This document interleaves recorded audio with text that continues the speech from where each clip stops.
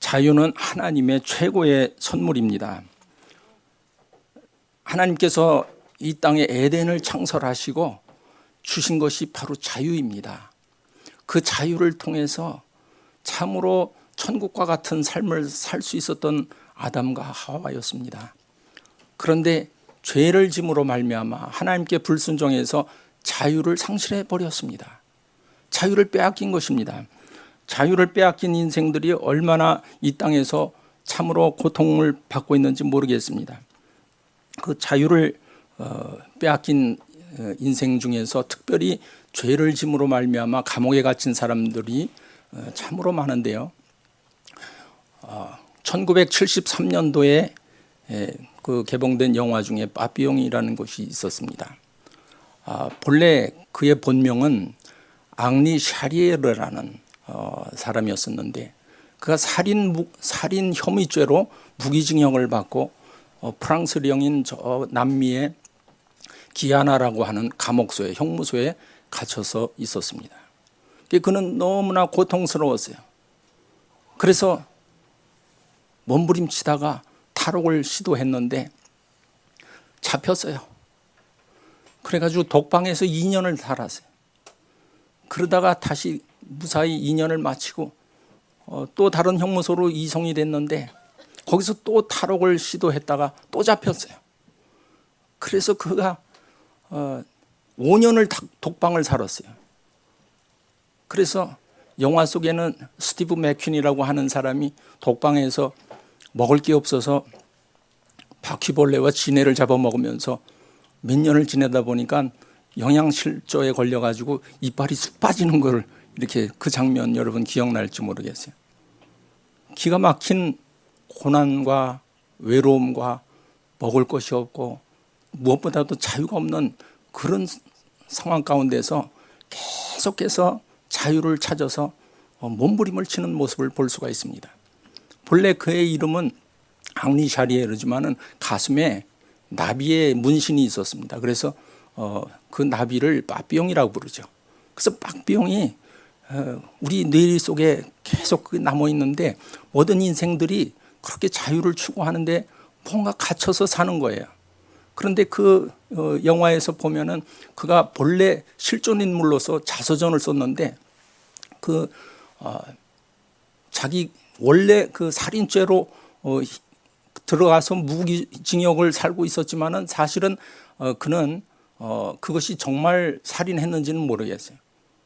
나중에 자서전을 써서 글이 나와서 영화가 된 거지만은 그가 계속해서 그 악몽을 꾸는데 꿈속에서도 재판을 받는 꿈을 꾸죠. 그래서 내가 왜 길띨니까? 나는 살인하지 않았습니다. 그랬더니 재판장이 하는 말이 뭐였습니까? 계속 꿈에서 그렇게 나오다가 꿈속에서 재판장이 너는 네 인생을 낭비했노라. 그것이 내 죄다. 그러면서 그는 어쩔 수 없이 감옥 생활을 하게 됩니다. 그래서 결국은 악마의 섬이라고 하는 그 섬에 유배를 가서 거기에는 그냥 사방이 파도와 상어로 둘러싸여져 있는 그런 무인 고도였었는데 그가 야자수 열매를 따가지고 계속 그 깎아지른 절벽과 같은 곳에서 바다에다가 계속해서 야자수 열매를 던져서 바다 물결이 어느 방향으로 가는지 연구를 하게 되죠. 그래서 결국은 그는 야자수 열매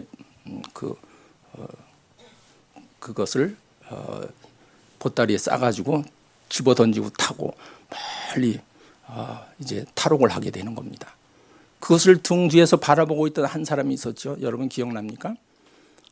루이 드가라고 하는 사람. 그 사람이 더스틴 호프만이 이렇게 돋보기를 쓰고 그거 벗으면 장님이나 다름없죠. 그 사람이 왜냐하면 채권 위조죄로 잡혀가지고 평생 감옥에서 살게 됐는데 그 사람은 뛰어내릴 용기도 없었고 눈도 안 보이고 그러니까 그 악마의 섬에서 텃밭을 일구면서 거기서 안주하게 되는 거예요. 나름대로 먹을 거 양식 준비하면서 그 푸른 하늘과 그 공기 좋은 데서 나름대로 자유를 맛보고 있었어요. 그러나 그것은 참된 자유는 아니었었습니다. 바비용 역시 멀리 수평선 뒤로 사라졌지만은 그도 참 자유를 찾은 건 아니에요. 참 자유는 그런 것을 의미하는 것이 아닙니다. 우리가 그런 작품을 보면서 인생을 다시 한번 생각해 보게 되는데요. 진정한 자유는 어떤 것인가? 참된 자유는 주님의 말씀을 통해서 내가 영적으로 또 마음으로 하나님 나라의 그 하나님께서 베풀어 주신 그 자유를 회복하는 겁니다. 구원은 뭐예요? 구원은 하나님께서 주시는 자유를 회복하는 것입니다. 그래서 그분의 참된 안식 가운데 들어가는 것이 바로 그게 진정한 자유인 것입니다. 오늘 본문 말씀을 보면 예수님께서 너희가 내 말 안에 거하면 참 내 제자가 되고 진리를 알지니 진리가 너희를 자유케 하리라. 자, 그런 말씀을 하셨는데 여기서 누구한테 말씀하신 건지 한번 살펴보겠습니다. 31절 다시 한번 살펴보기 바랍니다. 31절 그러므로 예수께서 자기를 믿은 유대인들에게 이렇게 말씀했습니다. 자기를 믿은 유대인에게 말씀한 거예요. 오늘날로 말하면 메시아닉 주죠. 최초의 메시아닉 주가 바로 이 사람들이에요. 자기를 믿은 유대인들에게 바로 너희가 내 말 안에 거하면 참 내 제자가 되고 진리를 알지니 진리가 너희를 자유케 하리라. 그렇기 때문에 그 작품에 나온 두 사람은 어떤 형태로든지 나름대로 자유를 맛보려고 애쓰고 또 그렇게 했지만은 그러나 진정한 자유는 아닌 것이죠. 오늘 말씀을 보면은 그 예수님을 믿은 유대인들에게 이 말씀을 하셨는데 그 배경을 조금 더 우리가 좀 알 필요가 있습니다. 이 말씀은 많은 대학교에서 또는 그 문학을 하고 또 지성인들이 참 좋아하는 이 말씀인데 이 배경을 다 잘라버리고 그냥 그 말씀 하나만 똑 따가지고 진리가 너희를 자유케 하리라 그러니까 굉장히 오해가 있어요. 이 말씀이. 오늘 저희가 이 말씀을 상고하면서 정말 이 예수님께서 이 진리가 너희를 자유케 하리라고 하는 그 말씀이 무슨 뜻인지 그거를 알기 위해서는 배경을 조금 우리가 살펴볼 필요가 있습니다.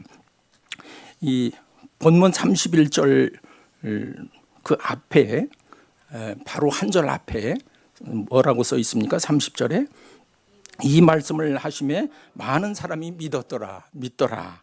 많은 사람이 믿었어요. 원래 요한복음 6장에서는 예수님께서 오늘 우리가 성찬식을 한 것처럼 너희가 내 살을 먹고 내 피를 마시지 않으면 생명이 없느니라 그러셨어요. 얼마나 어려운 말씀이에요. 오늘 참석하신 여러분들과 저는 이 말씀에 대해서 조금 더 의심치 않고 그 떡과 잔을 믿음으로 받았습니다. 그렇죠? 그런데 그 당시에는 이 말씀이 굉장히 어려웠어요. 이게 무슨 식인종도 아니고 예수님의 살과 피를 먹지 않으면 생명이 없느니라 그랬어요. 그러니까 그 말씀이 너무 힘들어가지고 이 사람들이 6장에서 이런 말씀을 합니다. 이 성찬 말씀을 받은 그 여러 제자 중에서 이 말씀은 어렵도다. 누가 들을 수 있으랴. 그렇습니다. 굉장히 우리가 매일 성찬식을 하지만은 굉장히 어려운 말씀을 우리가 지금 받고 있는 거예요. 그 당시 이 많은 제자들이 이 말씀이 받기가 어려웠어요.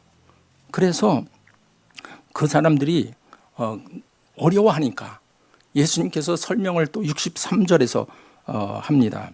살리는 것은 영이니 육은 무익하니라. 내가 너희에게 이르는 말이 영이요 생명이라. 육신의 얘기가 아니에요. 떡이나 뭐 포도주를 얘기하는 게 아니다 지금 그런 말씀이에요. 그래서 우리가 성찬식을 할 때 떡과 포도주를 씹어 먹고 쪽쪽 빨아 먹고 하는 어린애들 가끔 보면 저희 교회 어린애들 와서 이렇게 한 모습 보면 저는 참 죄송해서 떡을 조금 손톱만큼만 떼어가지고 먹거든요 보통. 근데 어떤 아이는 이만큼 떼어가지고 성찬식이 다 끝났는데도 저 뒤에서 의자구적 씹어 먹는 걸 보고 제가 이건 아닌데 그거 정말 얼마나 참 두렵고 떨리는 문제인데 그렇게 의미를 모르고 그러니까 이 말씀이 받기가 참 어려운 거예요. 그래서 예수님이 이런 설명을 하시는 거예요. 육은 무익하고 영이라 지금 말씀하시는 게 영의 말씀을 하고 계시는 거예요. 그래서 66절에 보니까 66절 한번 찾아오세요. 8장 66절입니다. 거기에 보면 이러므로 제자 중에 많이 물러가고 다시 그와 함께 다니지 아니하니라. 6장 66절 666입니다. 우리가 싫어하는 666입니다. 이 많은 사람들이 그거 다 떠났어요. 상당히 많은 사람들이 오병이어의 기적을 체험하고 메시아께서 이 땅에 오셨다라고 환호성을 지르면서 그렇게 기뻐 뛰면서 수천 수만의 사람들이 그 뒤따라 갔었는데 이 어려운 말씀을 딱 부딪히자 다 물러가 버렸어요. 영의 말씀 받기가 참 어려웠어요. 마음이 그렇게 열리질 않았습니다.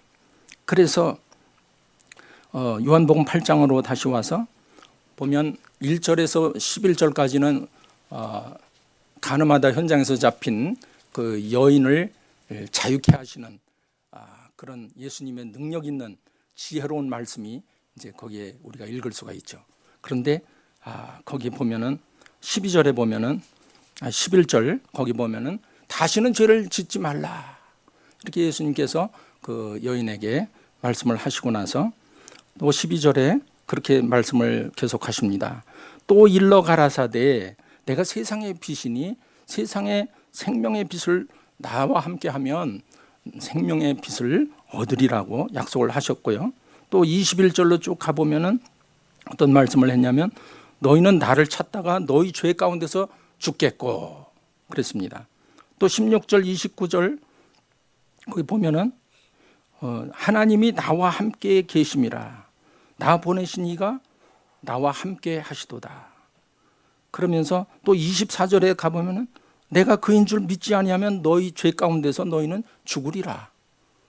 사는 것과 죽는 것의 갈림길 앞에 서 있는 거예요. 지금 제자들과 유대인들이 그냥 말씀을 듣고 오병이어의 그 놀라운 기적을 체험한 그들이 그냥 먹고 마시고 거기서 그냥 좋습니다 좋습니다 정말 메시아입니다 이렇게 그냥 단순히 믿는 것이 아니라 굉장히 중요한 그 영적인 말씀을 지금 받기에는 너무나 부족하기 때문에 믿지 못하고 그만 이제 죽을 판에 지금 이제 죄 가운데 죽으리라고 이렇게 말씀하시는 그 예수님의 말씀을 듣고 사람들이 30절에 드디어 오늘 본문 말씀에 바로 직전에 어떻게 말씀하셨습니까? 이 말씀을 하심에 많은 사람이 믿더라. 참 많은 사람이 믿었어요. 믿었는데 문제는 오늘 본문 말씀에 그 바로 이 말씀을 받은 사람들이 예수님의 그 음성을 그 다음에 정말 중요한 말씀을 들었습니다. 너희가 내 말 안에 거하면 참 내 제자가 되고 진리를 알지니 진리가 너희를 자유케 하리라. 그러니까 단박에 이 사람들이요. 그 사람들이 바로 그 금방 믿었던 사람들이 등을 돌리면서 예수님한테 반박을 하는 거예요. 우리가 종이 된 적이 없었거늘 왜 우리 보고 자유케 되리라 하느냐. 아무리 믿음을 가지고 있어도요. 그 기적을 체험하고 믿는 사람이라 할지라도 자기가 이해할 수 없는 어떤 말씀에 부딪히면 등을 돌리는 게 인간의 본성인지도 모르겠습니다. 그것이 그 당시에 그 유대인들의 그 율법의 노예가 됐던 그들의 모습이었습니다. 우리가 종이 된 적이 없었다. 그 말은 맞다고 그랬습니다. 예수님께서도 그 동의를 했습니다. 아브라함의 자손 맞다. 그 아브라함의 자손 예수님도 육신의 종을 말씀하는 게 아니고 이 유대인들도 육신의 노예 상태를 얘기하는 것이 아니었습니다. 역사적으로 보면 엄밀히 그들은 애굽에서 430년 동안 노예 생활을 했었고 또 바벨론에서 포로로 잡혀가서 70년 동안 또 종살이를 했었죠. 지금도 로마의 통치하에서 신음하고 있습니다. 그들은 세상적으로 보면 종이죠. 그런데 유대인들이 그 믿은 유대인들이 예수님한테 반박하는 말씀이 뭐예요? 우리가 종이 된 적이 없거늘 왜 우리 보고 자유케 되느냐 하느냐. 그 당시에 유대인들이 믿었어요. 믿었는데 그 믿음이 온전히 구원에 이를 만한 그런 믿음이 아니었던 거예요. 오늘날도 신앙생활하면서 믿습니다. 하나님 계신 건 믿고요. 하나님 선하신 말씀도 맛보고요. 참 예배 드리는 건 너무 즐겁고요. 하나님 말씀, 하나님 선하신 하나님이 내 속에 계셔서 난 믿습니다. 우리와 함께 하십니다. 우리는 예수님을 떠나면은 죄 가운데 죽을 수밖에 없습니다 하는 것을 인정을 합니다. 그런데 예수님께서 말씀하신 그 어떤 말씀이 나한테 부딪혔을 때, 그것이 납득이 안 가고 이해가 안 가고 받아들여질 수 없을 때, 그때 힘들어하는 거예요. 그것이 여러 가지 형태로 나타납니다. 유대인들은 율법의 종이었기 때문에, 율법을 목숨 걸고 지켰던 종교인들이었기 때문에 거기서 걸려 넘어지고 말았습니다. 오늘날 현대인들은, 오늘날 현대의 크리스찬들은 어떤 모습입니까? 그들은 마음속에 정말 예수님 믿는다고 하지만, 또 신앙생활 한다고 하지만은 어떤 중요한 부분에서 예수님께서 지금 오늘 본문에서 말씀하신 대로 죄를 범하는 자마다 죄의 종이라. 죄인 아닌 사람이 어디 있습니까? 죄인 아닌 사람이 없잖아요. 참 죄 하면은, 우리 미국 하면은 참 너무나 많은 죄수들이 많은데요. 미국의 감옥에 갇혀 있는, 그러니까 프리즌하고 제일에 갇혀 있는 연방 정부와 주 정부에서 운영하는 그러한 그 감옥들에 갇혀 있는, 그리고 시티와 카운티에 있는 그런 커렉션 센터에 그 갇혀 있는 모든 사람들을 집계해 보니까 센텐싱 프로젝트라고 하는 기관이 저 워싱턴 DC에 있습니다. 거기서 최근에 미 법무성의 자료, 통계 자료를 인용해서 발표를 한 것을 보니까 220만 명이 지금 감옥에 갇혀 있어요. 이 숫자는 전 세계에서 1등이에요. 미국이 전 세계의 선교사 파송 넘버 원인데 그 이면에는 전 세계에서 220만 명이라고 하는 사람이 지금 감옥에 빠삐용처럼 갇혀 있는 거예요. 그런데 그 숫자가 러시아보다 많고요. 공산주의 국가. 그리고 유럽에 있는 감옥들을 다 합친 숫자보다 더 많아요. 납득이 가십니까? 우리는 미국 땅을 밟을 때에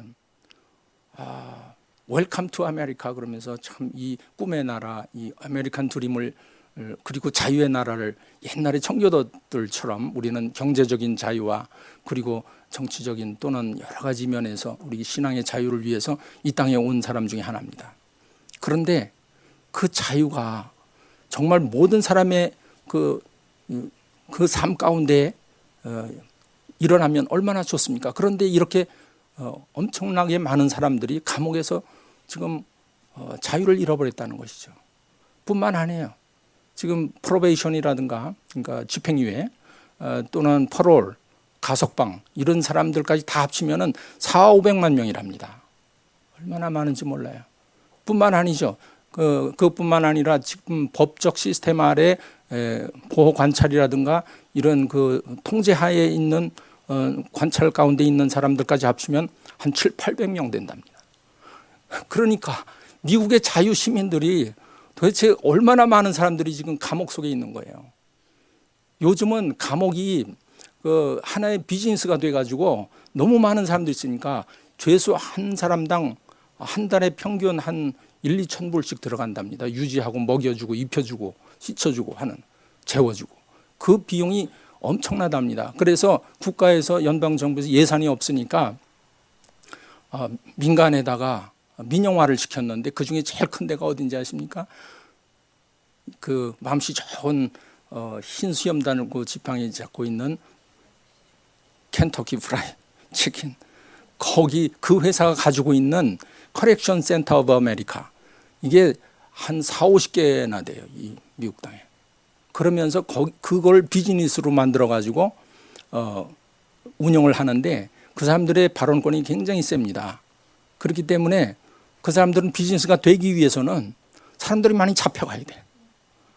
그리고 그 사람들을 먹이고 그 사람들을 공급해야죠. 그게 그래서 프로핏이 500대 기업의 중에서 들어갈 정도로 엄청 큰 비즈니스가 돼버린 거예요. 지금 우리나라, 뭐 미국뿐만이 아니에요. 지금 다른 나라들도 그런 추세로 가고 있는 거예요. 그런데 이러한 감옥에 갇혀 있는 사람들만 죄인이냐? 우리 그 중에서 연약한 여성 죄수들이 20만이 됩니다. 이것은 세계 넘버원인데 그 두 번째가 중국의 감옥에 갇혀 있는 여성들이에요. 제일 미국이 정말 자유가 많음에도 불구하고 그럼에도 불구하고 그렇게 자유를 상실한 참 불쌍한 영혼들이 많다는 것이죠. 그럼 우리는 그럼 괜찮은가? 나머지 감옥에 안 들어간 사람은 괜찮은가? 사실 감옥에 들어간 사람들은 들킨 죄인이고 감옥에 안 들어간 사람은 안 들킨 죄인이에요. 하나님의 은혜가 얼마나 큰지 몰라요. 사실 우리 양심의 죄, 도덕의 죄, 생각의 죄 모든 거를 법에 걸리지 않는 정도에서 참으로 하나님의 은혜 가운데 빠져나와서 지금 숨쉬고 살고 있는 것이 감사해야 됩니다. 우리는 정말 얼마나 많은 그 법적 그 제재가 많은 나라인지 모르겠어요. 뿐만이 아니에요. 한국 같은 경우는 그 감옥이 점점 이제 부족하니까 참 아주 힘든 상황 가운데 있는데 점점 늘어나고 있는 추세죠. 여러 가지 법이 발달하고 정교하게 미국처럼 시스템이 바뀌어가고 있으니까. 그런데 여기보다 더 엄격한 그 감옥하에 있는 것이 뭐냐면 이 전자감옥이라는 게 있습니다. 모든 사람이 여기도 그렇지만은 차를 타고 가거나 어딜 가도 스마트폰이나 모든 기계에 GPS를 통해서 이동 경로가 다 추적이 됩니다. 완전히 갇혀 사는 거예요. 그래서 그런 스마트폰이라든가 이런 GPS나 모든 또 CCTV, 한국은 요즘 많은 그 경제사범들과 정치인들이 다 얽혀 있어서 그 CCTV에 안 걸리는 사람이 거의 없어요. 그래서 CCTV가 평균 서울 시민들 조사를 해보니까 하루에 평균 30-40번이 찍힌답니다. 이 꼼짝 못하는 거예요. 그래서 마지막 때에 이 빅브라더 is watching you, 누군지 모르지만 지금 다 보고 있는 거예요. 우리가 차를 타고 걸어가도 그 한 1m 이내의 그 정교한 해상도로 파악이 되는 거예요. 그 추적 경로가. 얼마나 우리는 보이지 않게 보이게 우리 마음속에 전자적으로 실제로 과학적으로 모든 현실이 우리는 감옥에 살고 있는 거예요. 어떻게 보면 우리 주님께서 오늘 말씀하시는 것은 바로 주님의 말씀 안에 거할 때만이 제자가 되고 제자가 될지니 진리를 알지니 진리가 너희를 자유케 하리라고 하는 말씀을 다시 한번 우리 찾아봐야 됩니다. 참된 구원을 받을 만한 믿음이 그럼 뭔가? 믿은 사람들이 그렇게 죄의 종이 됐다면 그럼 어떻게 해야 우리가 참된 자유를 맛보고 그분의 안식 가운데 들어가고 정말 그 자유를 맛볼 것인가? 이 죄를 범하는 자마다 죄의 종이라고 그랬는데 의인은 없나니 하나도 없다. 모든 사람이 죄를 범했음에 의인은 없나니 하나도 없다. 정말 내가 만약에 죄 없노라 이렇게 얘기한다면 하나님께서 거짓말하는 자라고 하는 말씀이라고 요한일서에서 말씀하셨기 때문에 내가 만약에 나는 떳떳해요, 나는 죄가 없습니다라고 부르짖는다면 바비용처럼 재판장이 꿈속에서 나타나서 그래 내가 인생을 낭비한 죄가 있노라 이렇게 이야기하실 수도 있지 않습니까? 우리 속에는 알 수 없는 그러한 정말 그 죄된 본성이 있습니다. 그래서 사도 바울이 그런 고백을 했습니다.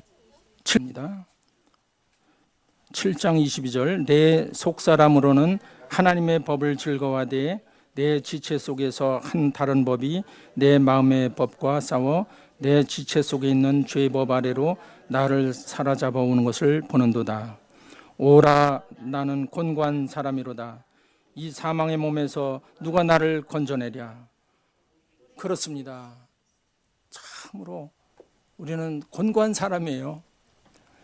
분명히 하나님의 그 선하심과 인자하심을 우리 믿고 이렇게 정말 제대로 신앙생활을 하려고 해보는데, 그런데 하나님의 법을 이렇게 즐거워하는데 우리 찬송도 하고 예배도 드리고요, 정말 제대로 믿어보고 싶고 말씀도 열심히 읽고 그러는데 무엇이 문제입니까? 우리 속에 지체 속에 다른 법이 있다는 거예요. 다른 법.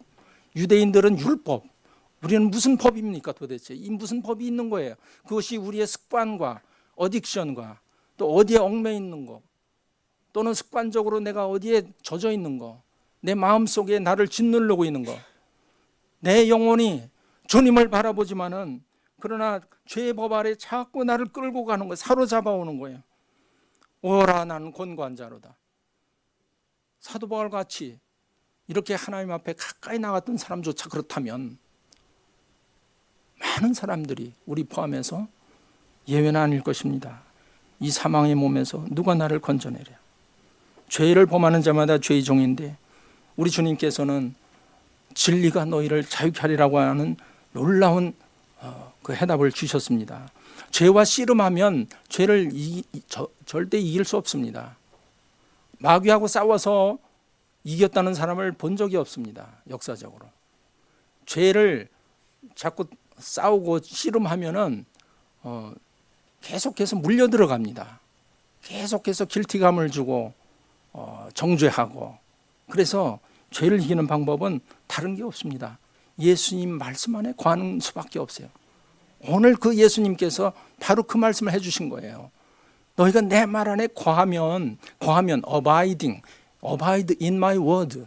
너희가 내 말 안에 거하면, 말씀 안에 살면, 말씀대로 순종하고 그 말씀을 사는 거예요. 말씀대로 머리로 그냥 깨닫는 게 아니에요. 내 마음 속에, 내 행동 속에 내가 무슨 말을 하든지 무슨 행동을 하든지 우리 주님께서 원하시는 대로 그 말씀을 쫓아가는 거예요.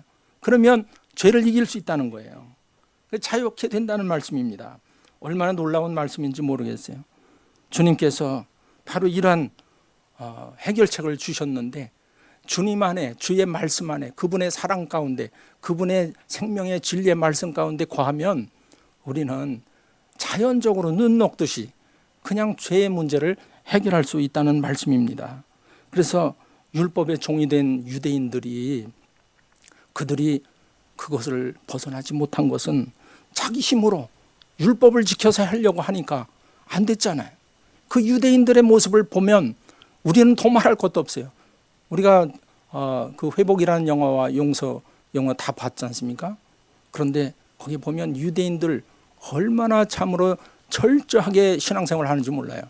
아주 말씀을 손에도 감고 머리에도 붙이고 다니면서 그렇게 하나님의 말씀을 사모하고 읽고 외우고 그렇게 합니다. 그런데 자유의 문제가 해결이 안 되는 거예요. 안식의 문제가 해결이 안 되는 거예요. 우리 하나님께서 예수 그리스도를 이 땅에 보내셔서 이 진리의 성령께서 비춰주셔서 그 말씀을 받아들이고 믿고 순종하고 그 삶을 사는 자에게 참 자유와 안식을 주신 줄로 믿습니다. 그래서 진정한 자유는 죄로부터 해방, 죽음의 권세로부터 자유함인데 바로 예수님께서 이 땅에 오셔서 바로 그러한 말씀을 선포하신 것은 구약시대에 아주 중요한 말씀을 하셨습니다. 이사야서 61장 1절 한번 다 같이 한번 찾아보겠습니다. 이사야서 61장 1절입니다. 주 여호와의 신이 내게 임하셨으니 이는 여호와께서 내게 기름을 부으사 가난한 자에게 아름다운 소식을 전하게 하려 하심이라. 나를 보내사 마음이 상한 자를 고치며 또 포로된 자의 자유를, 갇힌 자에게 노임을 전파하며 여호와의 은혜의 해와 우리 하나님의 신원의 날을 전파하여 모든 슬픈 자를 위로하되. 그렇습니다. 예수님도 바로 이 말씀을 말씀하셨습니다. 누가복음 4장 16절 한번 찾아보겠습니다.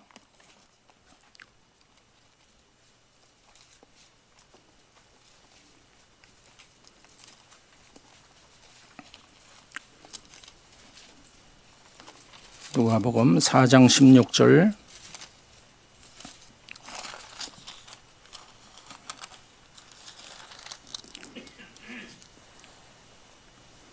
시작.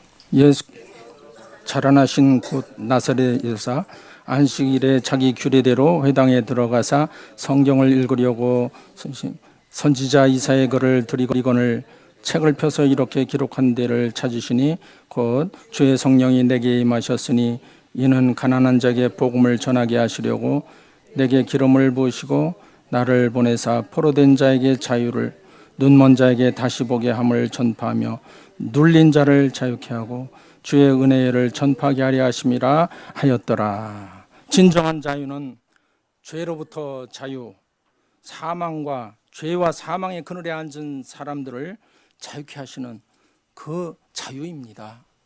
정말 이것을 그때 예수님을 믿은 유대인들이 그걸 깨닫지 못했어요. 그들이 믿음 생활하고 신앙 생활을 한다고 열심히 했지만은 자기가 자유인지 아닌지를 모르는 거예요.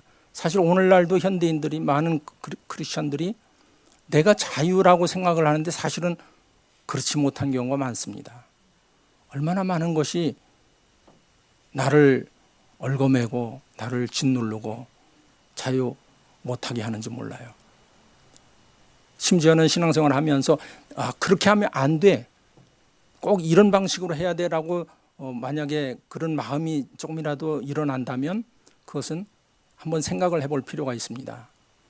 마음속에 어떤 법을 만들어서 그렇게 하면 돼, 안 돼, 그것이 아닙니다. 오늘 우리가 찬양을 드릴 때 자유회를 큰 소리로 외쳤습니다. 찬양할 때도 믿음으로 모든 것을 맡기고 성령 안에서 자유회라고 외칠 때에 누가 뭐라 해도 큰 소리로 기도하든 큰 소리로 찬양을 하든 또는 묵상 기도를 하든 묵상으로 뭐 속으로 말씀을 묵상하든 전혀 관계가 없는 거예요. 어떤 형태에 따라서 우리가 그것은 자유다 아니다 할 수 있는 게 아닙니다. 그런 형태, 모든 형식, 모든 종교적 틀, 이걸 벗어나야 되는 것입니다. 그 벗어나는 것이 우리 주님께서 바로 말씀 안에 거하면 된다는 아주 쉬운 말씀을 해주신 거예요. 참으로 진정한 자유는 예수님께서 이 땅에 오셔서 이 선포하신 그 말씀을 사실은 유대인들이 아주 오래전에 하나님의 음성을 들은 적이 있었습니다. 레위기 25장에 보면은 희년에 관해서 말씀하고 있습니다. 그 희년은 영어로 주빌리라고 그러는데 히브리어로 요벨이라고 그러죠. 그건 뭐냐면 우리가 가끔 이스라엘의 영상을 보면은 수양의 뿔을 큰 걸 가지고 부하고 부르죠. 그게 바로 희년의 선포입니다. 그 수양의 뿔이라고 하는 뜻이 요벨이고 요벨이 바로 주빌리예요. 그래서 하나님께서 희년을 선포하라고 했습니다. 자유를 선포하라. 그래서 우리 그 레위기 25장 10절 한번 찾아보겠습니다. 레위기 25장 10절.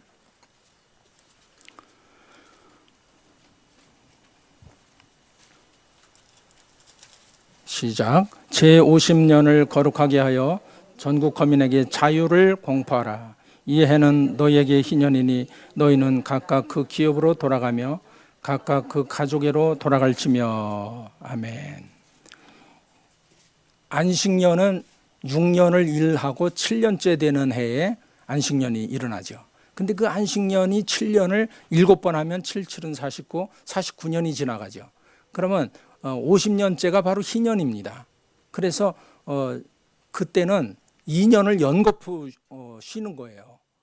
그러면 뭘 먹고 삽니까? 이렇게 백성들이 질문했을 때 하나님께서 그래 49년째 되는 그때는 2, 3년어치 먹을 양식을 주겠다.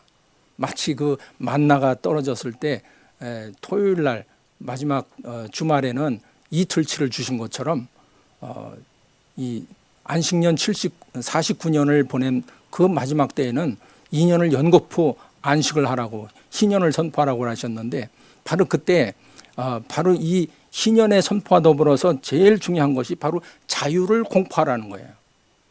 우리 하나님의 백성한테 주신 최대의 하나님의 선물이 이 자유인 것입니다. 스스로 자유를 상실하지 마시기 바랍니다. 우리가 이 자유를 마음껏 누리고 더 그 깊이 있는 뜻을 깨달아서 하나님께 영광을 올려드려야 되는데 이 희년에서 갖는 가장 중요한 역사적 의의가 바로 자유 선포인데 그 희년의 특징이 뭐냐면은 첫째, 노예 상태로부터 해방하는 것이 39절에서 55절까지 나오고요.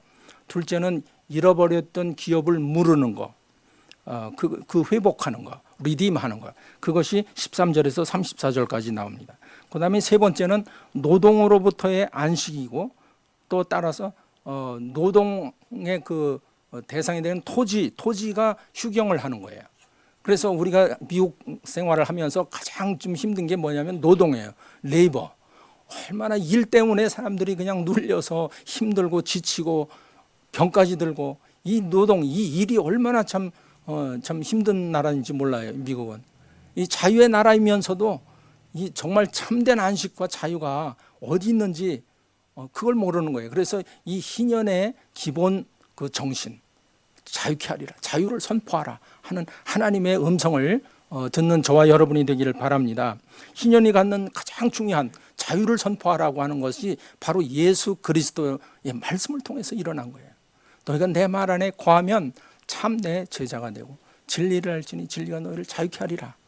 다 믿는 사람들 맞습니다. 그러나 그 믿음, 그러한 정도의 믿음 가지고는 안 된다는 거예요.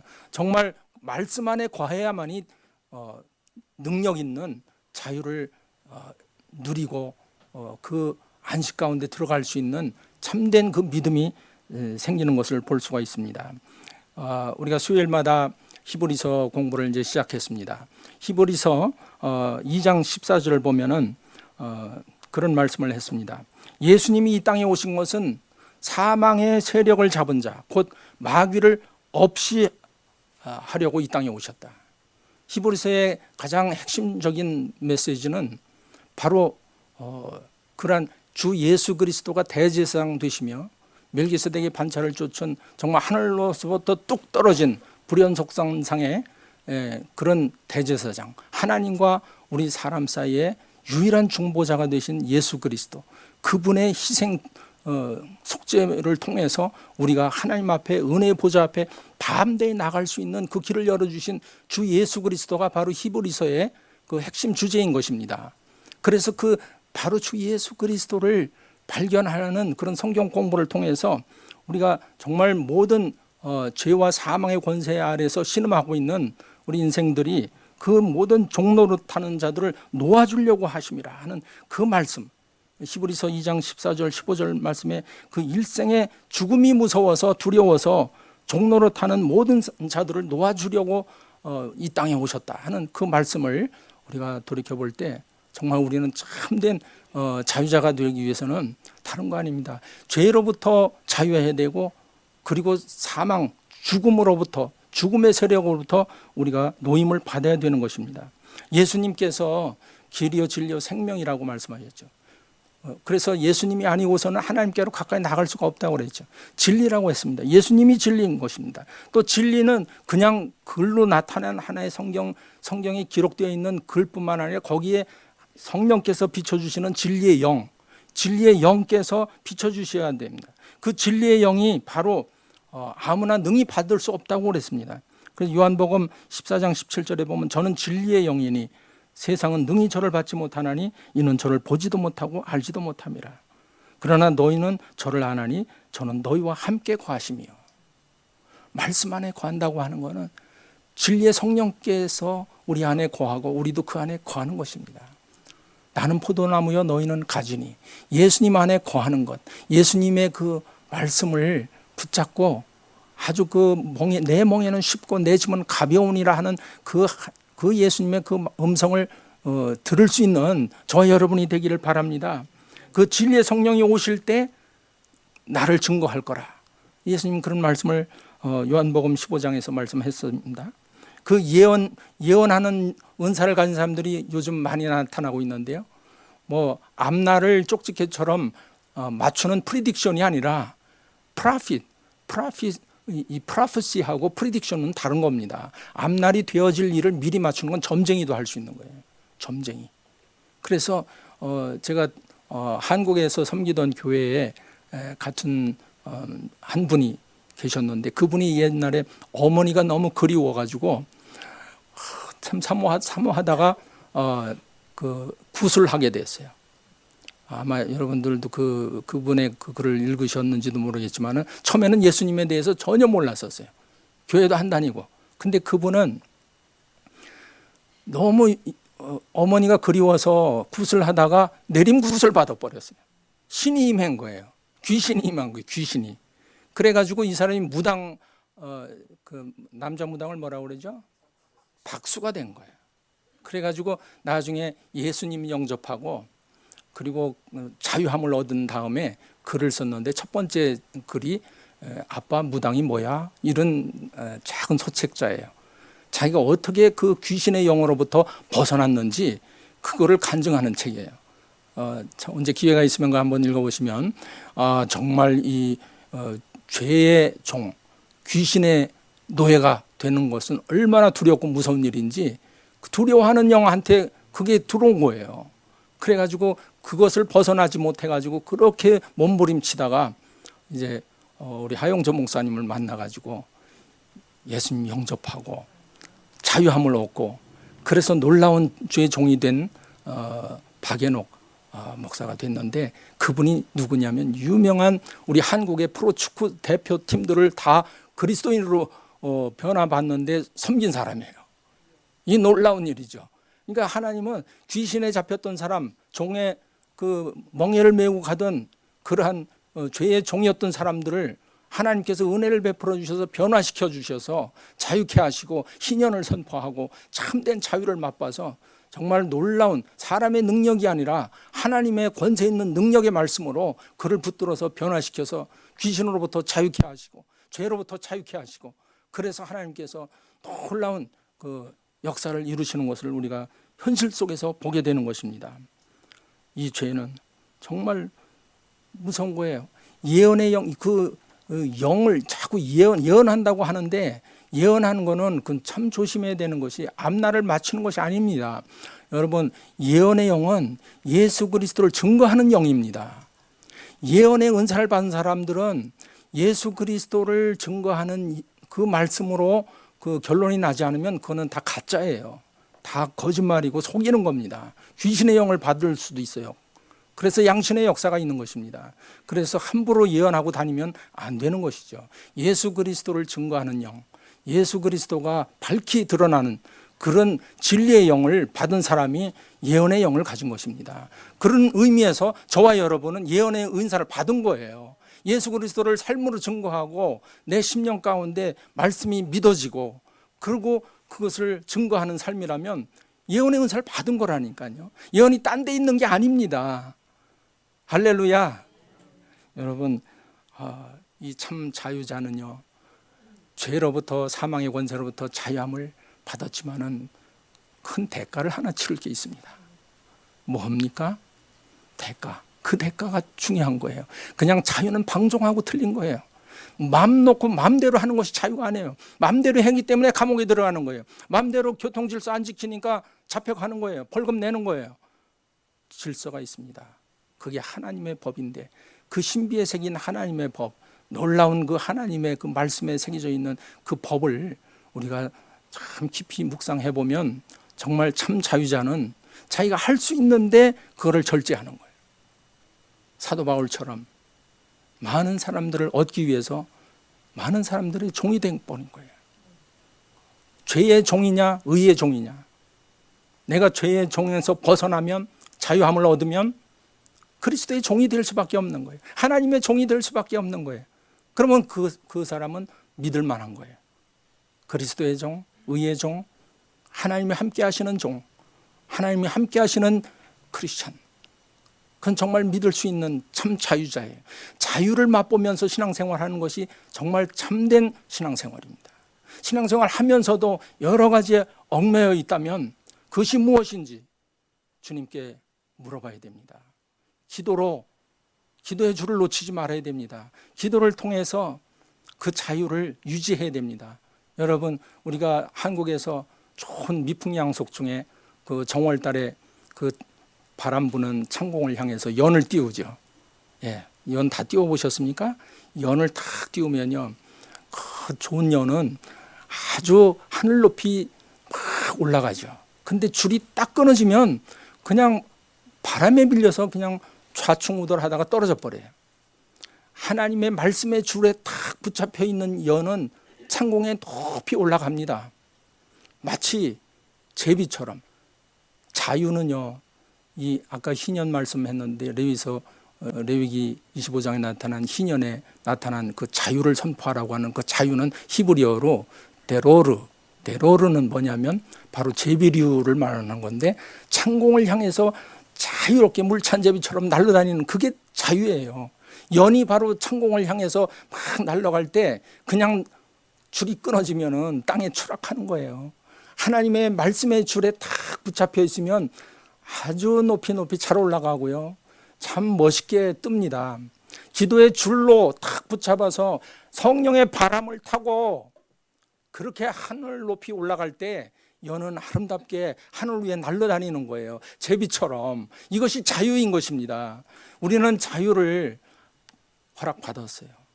희년의 놀라운 주빌리에 요벨의 그 수양의 뿔소리를 여러분 우리의 심령 가운데 들으십니까? 오늘 이 놀라운 하나님의 그 예비하신 그 구약과 신약 전체를 아우러서 주 예수 그리스도의 진리 되신 그분의 허락하신 이 놀라운 자유, 그 빠삐용이나 드가처럼 자기 만족과 자기 방법으로 자기가 자유를 쟁취하는 그런 것이 아니라 정말 예수 그리스도의 그 진리의 말씀 안에서 참된 자유를 맛보고 영혼의 자유를 맛보고 우리가 정말 마지막 때에 믿음을 지키고 정말 진정한 자유자가 돼서 그래서 그 자유를 선포하고 그 자유 안에서 즐거워하고 하나님 큰 영광 올려드리는 저희 여러분이 되시기를 축원합니다. 기도하겠습니다. 할렐루야. 하나님 아버지 감사합니다. 너희가 내 말 안에 거하면 참 내 제자가 되고 진리를 알지니 진리가 너희를 자유케 하리라 말씀하신 그 말씀을 꼭 붙잡고 참된 믿음의 사람이 되며 주의 말씀대로 그 안에서 거하며